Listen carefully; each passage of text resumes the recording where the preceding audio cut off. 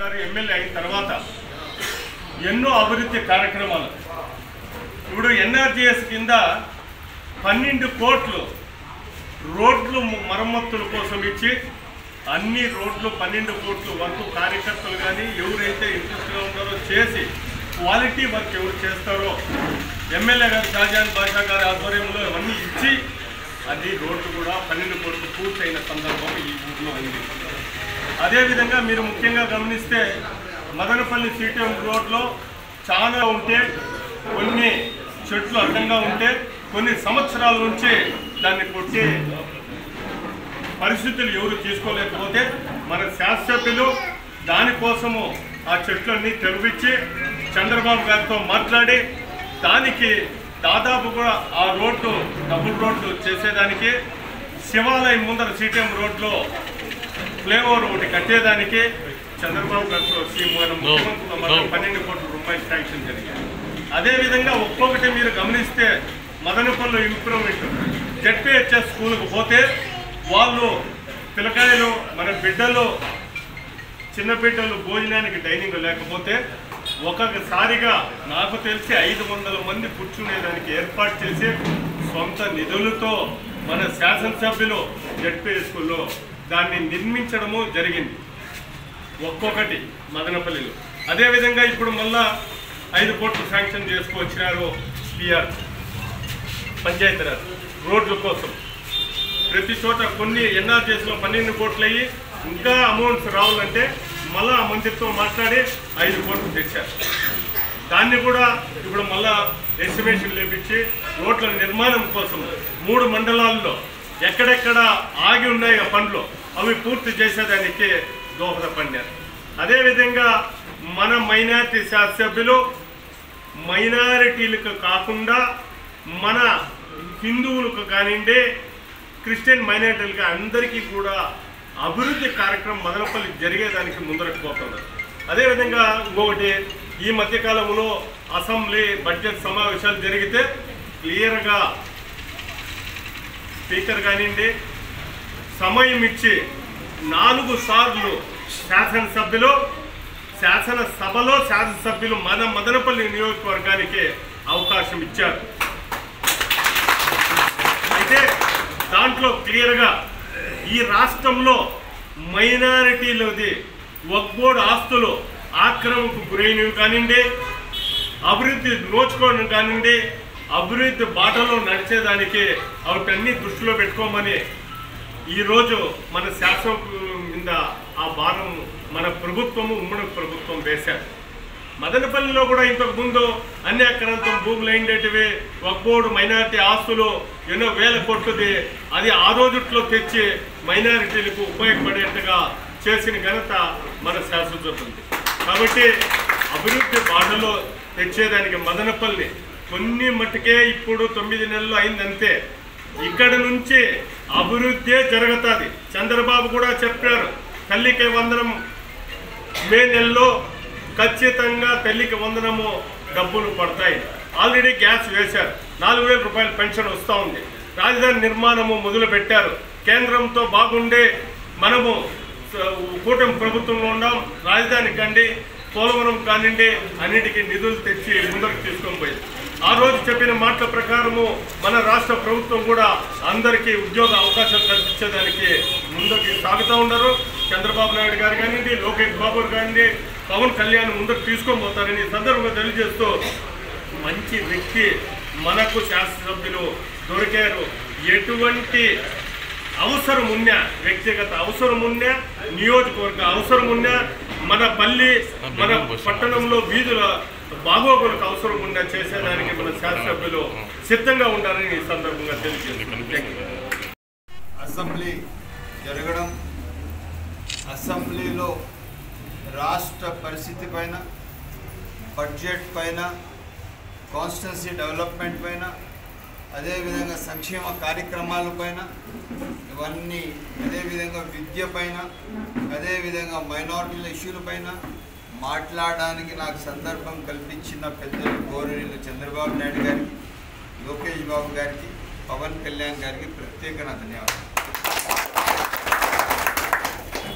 మొన్న అసెంబ్లీలో మాట్లాడినప్పుడు మదనపల్లి కాన్స్టిట్యున్సీయే అభివృద్ధి ధ్యేయంగా మాట్లాడాం.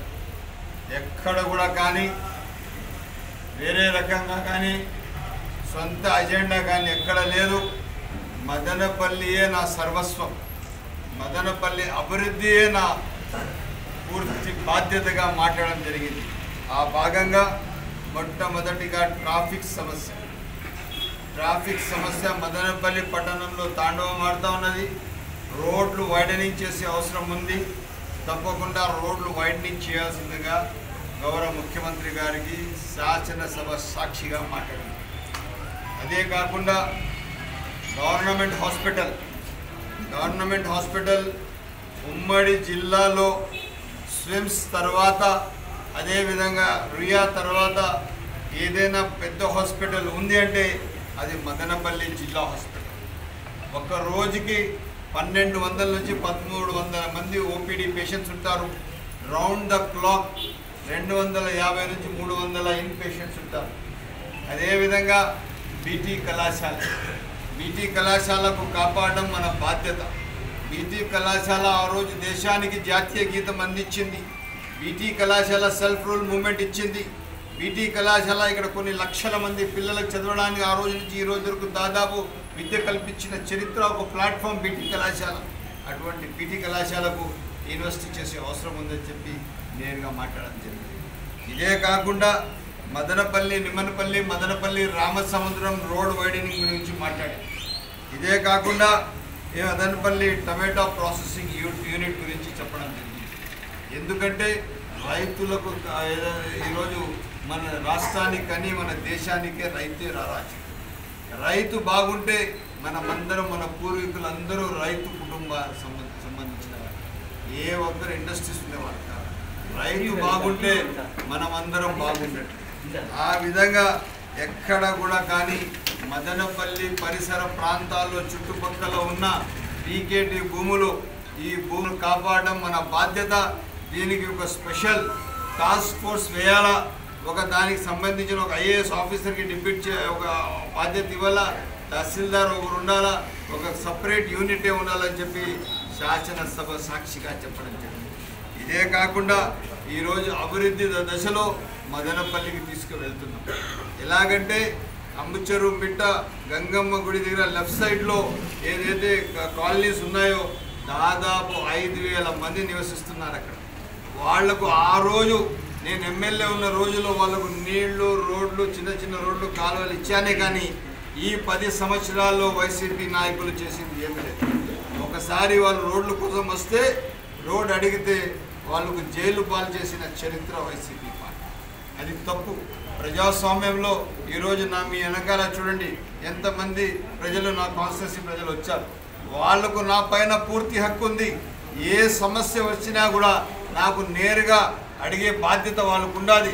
వాళ్ళ సమస్య నాకు తెలపాలా, నేను అది పరిష్కార మార్గంలో పెట్టాలి. దానికి ఇప్పుడు దాదాపు అది ఒక రోడ్డు, ఇంకొక రోడ్డు, 2 రోడ్లు గాను ఇంకోటి కాట్లాట్పల్లి రోడ్లో లోపల ఉన్న కాలనీకి ఒక రోడ్డు, 2 రోడ్లు 2.5 కోటి రూపాయలతో ఇచ్చాం. అదేవిధంగా మొన్న పవన్ కళ్యాణ్ గారికి కలిసి ఏదైతే ఆల్రెడీ 12 కోట్ల రోడ్లు మనము సీసీ రోడ్లు కొత్తవి వేసాము. ఇవి కాకుండా అదనంగా 10 కోట్ల రూపాయలకు ఒక ప్రపోజల్ ఇస్తే చాలా సానుకూలంగా పవన్ కళ్యాణ్ గారు, షాజాన్ గారు తప్పకుండా ఇస్తాను, తప్పకుండా నేను ఇది ప్రయారిటీ పెడతాను. అదేవిధంగా మన రాజ్భవన్ రాజా గారి అల్లుడు గారు కూడా అక్కడ ఓఎల్సీగా ఉన్నారు. ఆయన కూడా మధు చాలా పాజిటివ్గా మాట్లాడడం జరిగింది. తప్పకుండా మదనపల్లి ఇంకొక 10 కోట్లు సిమెంట్ రోడ్లు రాబోతుందా అని చెప్పి. ఇదే కాకుండా మదనపల్లి కానీ రాష్ట్రంలో కానీ పెద్దలు ముఖ్యమంత్రి గారు, మన ఐటీ మంత్రి గారు పెద్దలు లోకేష్ గారు మైనార్టీల ఇష్యూల పైన మాట్లాడమని నాకు బాధ్యత ఇచ్చినప్పుడు చాలా క్లియర్ కట్గా మాట్లాడడం జరిగింది. అదే మాట నేను మాట్లాడిన తర్వాత స్పీకర్ గారు రూలింగ్ ఇచ్చారు. ఏమని రూలింగ్ ఇచ్చారు? మినిస్టర్ గారికి మీరు తక్షణం ఎమ్మెల్యేస్తో, ప్రిన్సిపల్ సెక్రటరీ ఆఫ్ మైనార్టీస్తో, కమిషనర్ ఆఫ్ మైనార్టీస్తో, అదేవిధంగా సిఇఓ ఆఫ్ వక్ఫ్ బోర్డ్తో ఒక మీటింగ్ ఇప్పుడే జరిపి దానిపైన ఒక క్లారిటీ తీసుకోమన్నారు. ఆ క్షణమే ఆ మీటింగ్లోనే ఎవరైతే వక్ఫ్ ప్రాపర్టీస్లో ఇన్వాల్వ్ అవుతారో వాళ్ళపైన పీడీ యాక్ట్ రాబోతున్నదని తెలియజేస్తుంది. ఎక్కడైనా కానీ వక్ఫ్ ప్రాపర్టీ కానీ ఎండోమెంట్ ప్రాపర్టీ కానీ ఇల్లీగల్గా ఎవరైనా చేపెడితే మీకు ఒక ఎగ్జాంపుల్ చెప్తాను. నేను మదనపల్లిలో టీపు సుల్తాన్ గారు 1750 సబ్జెక్టు కరెక్షన్ ఆ పర్యాయాల్లో ఇక్కడ నుంచి గురంకొండకు వెళ్ళేవారు. ఆ రోజులో ఇక్కడ వచ్చినప్పుడు మదనపల్లికి జామియా మసీద్ ఒకటి కట్టించారు, మడికాయల శివాలయం కట్టించారు. మడికాయల శివాలయానికి 27-29 ఎకరాలు ఇచ్చారు. జామియా మసీద్కి ఇక్కడ దూరంగా ఉన్న ఒక ఆస్తి ఇవ్వడం జరిగింది. ఆ రోజు ఈ ఆస్తులు కాపాడడం మన బాధ్యత. ఎండోమెంట్ క్లియరెన్స్ తెచ్చిన దానివల్ల ఈరోజు అది టీచర్స్ కాలనీ అయిపోయింది. వాస్తవానికి అది మడికాయల శివాలయం ఆస్తి అది మిస్యూజ్ కావడం చాలా బాధ్యత. అది వచ్చి పబ్లిక్ అసెట్, ఏది ఏ రూపంగా కూడా కానీ పబ్లిక్ అసెట్గానే ఉండాలా. ఈరోజు మనం చూస్తాము బైపాస్లో సాయిబాబా గుడి ఉంది. సాయిబాబా గుడి 1 ఎకరాలో ఉంది, 1 ఎకరంలో ఉంది. ఆ గుడి లోపల వెళ్తే ఎంత శాంతి ఉంటుంది, మన ఊరికి మంచి పేరు లాగా, ఒక ప్రతిబింబంగా లాగా. ఆ విధంగా మనము ఒక మదనపల్లి శాసనసభ్యులు షాజహాన్ బాషా గారి నేతృత్వంలో ప్రెస్ మీట్ నిర్వహించడం జరుగుతూ ఉంది. కూటమి ప్రభుత్వం అధికారంలోకి వచ్చిన తర్వాత సంక్షేమం ఒకవైపు, అభివృద్ధి ఒకవైపు, 2 కళ్ళులాగా ముందరకు తీసుకుపోతున్నాము. గతంలో ఒక సంక్షేమం వైపే ప్రభుత్వం దృష్టి సారించింది, కానీ అభివృద్ధి వైపు పూర్తిగా గాలి వదిలేశారు. ఇప్పుడు ఆ పరిస్థితి లేదు. లోటు బడ్జెట్లో ఈ రాష్ట్రాన్ని చేతికిచ్చుకున్న చంద్రబాబు నాయుడు గారు తన ఉన్నటువంటి అనుభవంతో ఈ రాష్ట్రాన్ని ముందుకు తీసుకోవడానికి శతవిధాల ప్రయత్నం చేస్తున్నారు. ఇప్పటికే పల్లెల్లో ఎన్ఆర్ఈజెస్ కింద సిమెంట్ రోడ్లు వేయడం జరిగింది.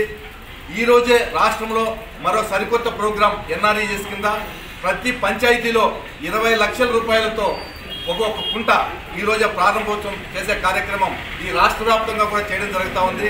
ముఖ్యంగా ఉప ముఖ్యమంత్రి పవన్ కళ్యాణ్ గారు ఈ కార్యక్రమాలన్నింటినీ నేతృత్వం వహిస్తున్నారు. పంచాయతీరాజ్ గ్రామీణాభివృద్ధి శాఖలో ఆయన ఇప్పటికే ఒక రికార్డు నెలకొల్పారు.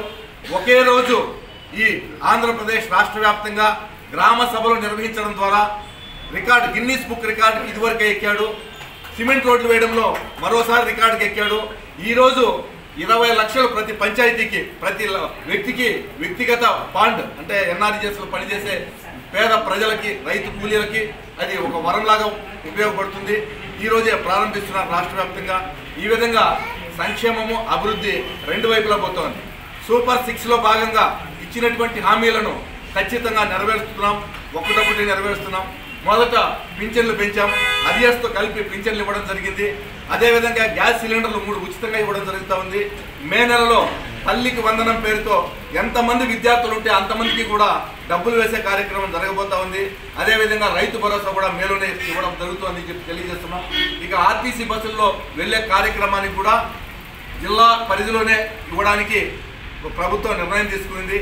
ఈ కార్యక్రమాలు ఎలా ఉంటే మన శాసనసభ్యులు గారు అసెంబ్లీలో ఎప్పుడు గతంలో మదనపల్లి నియోజకవర్గంలో ఏ ఎమ్మెల్యే మాట్లాడని విధంగా ఇప్పటికీ ఈ తక్కువ టైంలో 4 సార్లు మాట్లాడారు. ఈ విధంగా ఆయన మాట్లాడుతూ పోతే అసెంబ్లీ టైగర్గా కూడా ఆయన పేరుకెత్తుతాడు. ఖచ్చితంగా మదనపల్లి వాయిస్ అసెంబ్లీ సాక్షిగా ఈరోజు మనం అందరూ వింటున్నాం. కాబట్టి షాజహాన్ గారికి మన సంపూర్ణ సహకారాలు ఇంకా ముందుకు కొనసాగిస్తూ ఇదే విధంగా అసెంబ్లీలో మాట్లాడి మన ప్రజల సమస్యలను మన వారిని వినిపించాలని చెప్పి ఈ సందర్భంగా విజ్ఞప్తి